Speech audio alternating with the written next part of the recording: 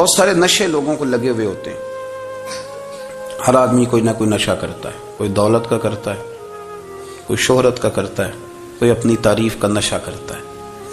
دو چار لوگوں سے تعریف سن کے مطمئن ہو جاتا ہے. ناراض تو نہیں ہو گیا اس جملے سے آپ؟ کرتے ہیں لوگ دولت کا نشہ بھی. یہ جب نقصان ہوتا ہے تو بندے بیمار نہیں ہو جاتے؟ پیسے ڈوب جاتے ہیں تو لوگ بیمار نہیں ہو جاتے؟ تو اس کا مطلب یہ ہوتا ہے کہ نشہ ٹوٹ گیا ہے. بہک ہوئے ہیں نا تھوڑے سے تو کانپتے ہیں, تڑپتے ہیں, پریشان. نشہ ہی اسی طرح ہی کرتا ہے نا, نہیں ملتا تو پریشان ہوتا ہے. یہ سارے نشے ہیں, مختلف قسم کا نشہ. اب مانتے نہیں اس بات کو, تسلیم نہیں کرتے, کیونکہ تسلیم کرنا بڑا مشکل کام ہے. اس کے لیے تو بڑی ساری چیزیں جو ہیں وہ دبوچ کے اور بڑی سارے رستے پھلانگ کے آنا پڑتا ہے, تو بڑا مشکل ہے ماننا, ورنہ کرتے ہیں ہم. ہمارا مزاج ہے. یہ گھومنے پھرنے کا, دنیا دیکھنے کا بھی ایک نشہ ہے. یہ بہت ساری باتیں کرنے کا بھی ایک نشہ ہے. گپ شپ کا بھی ایک نشہ ہے. دو چار لوگوں کی جب تک پگڑیاں نہ کھول لیں, بعض لوگوں کو نیند نہیں آتی. یہ غیبت کا, چغلی کا, بددیانتی کا, یہ بھی ایک نشہ ہے. اس پر ملا رومی رحمۃ اللہ نے بڑا کلام لکھا ہے. وہ کہتے ہیں مانگ کے کھانے کا بھی نشہ ہے. مانگ کے کھانے کا بھی نشہ ہے. وہ کہتے ہیں کہ ایک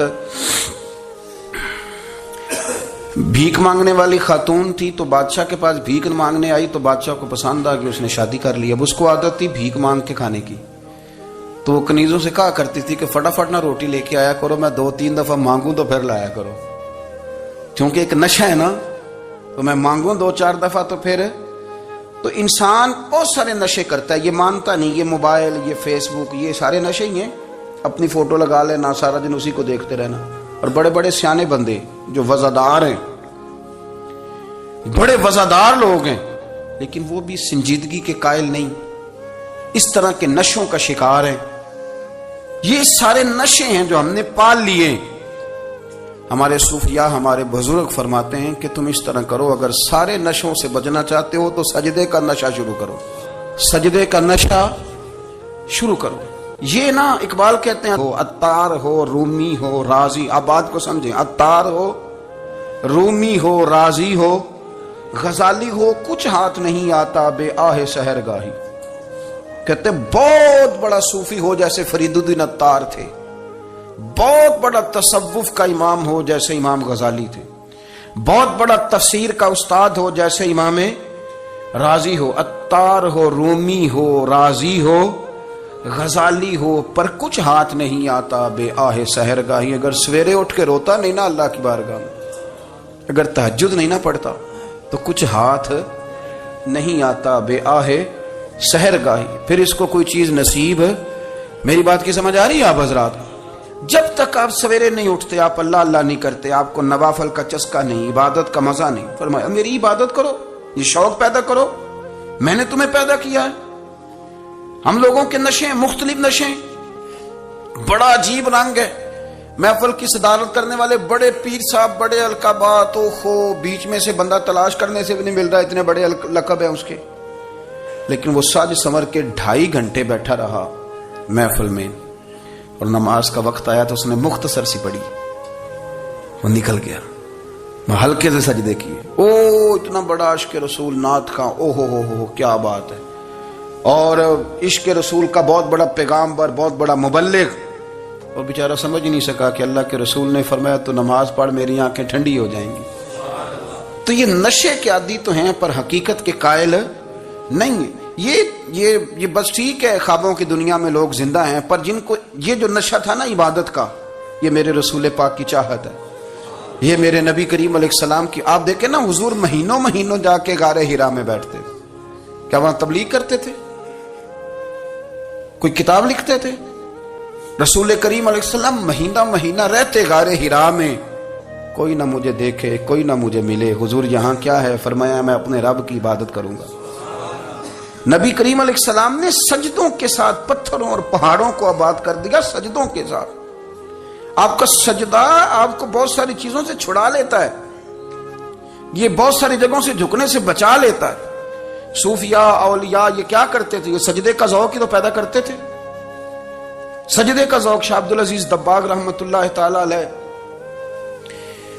اپنے مریدوں سے فرمایا کرتے تھے کہ اگر تم پکے نمازی بن جاؤ نا، تہجد گزار ہو جاؤ، تو میرے پاس آنا جانا چھوڑ دینا۔ عرض کی حضور کیوں؟ فرمایا میں تمہارے اور رب رسول کے راستے میں رکاوٹ نہیں بننا چاہتا، اور میرا مقصود ہے تمہیں وہاں تک پہنچانا۔ جب پہنچ گئے تو پھر میری ضرورت ختم ہو گئی۔ ہاں کبھی وسوس آئے، شک پیدا ہو، تکلیف ہو تو آنا، ورنہ میں نہیں چاہتا کہ میں رکاوٹ بنا رہوں۔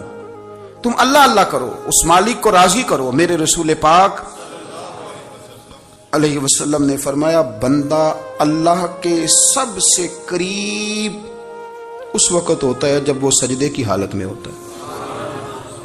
کس کے قریب ہوتا ہے؟ اللہ کے سب سے قریب ہوتا ہے۔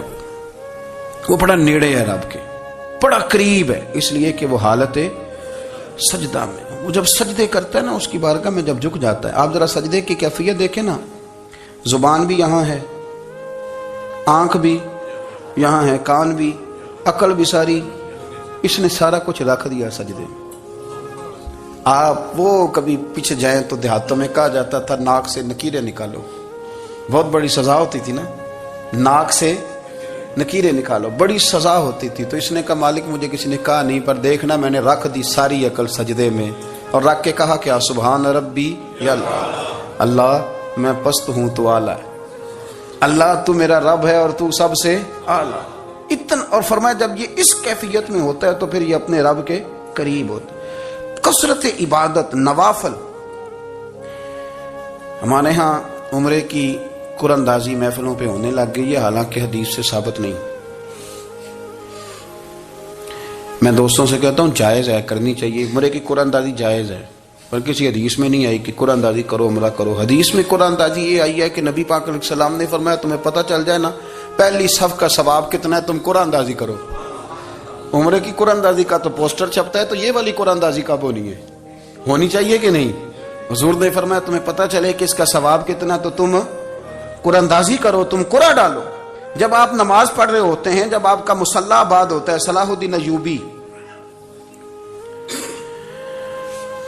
ایک بزرگ سے ملاقات ہو گئی، بیت المقدس پر قبضہ تھا عیسائیوں کا، تو صلاح الدین بڑے پریشان تھے۔ وہ بابا جی کہنے لگے پتر کیا ہوا؟ کہنے لگے حضور پتہ چلا ہے دشمن کے 2 بحری بیڑے اسلحہ لے کے آ رہے ہیں، مسلمان پہلے ہی کمزور ہیں، اور اب اگر 2 بحری بیڑے اور آ گئے تو حضور مسئلہ بن جائے گا۔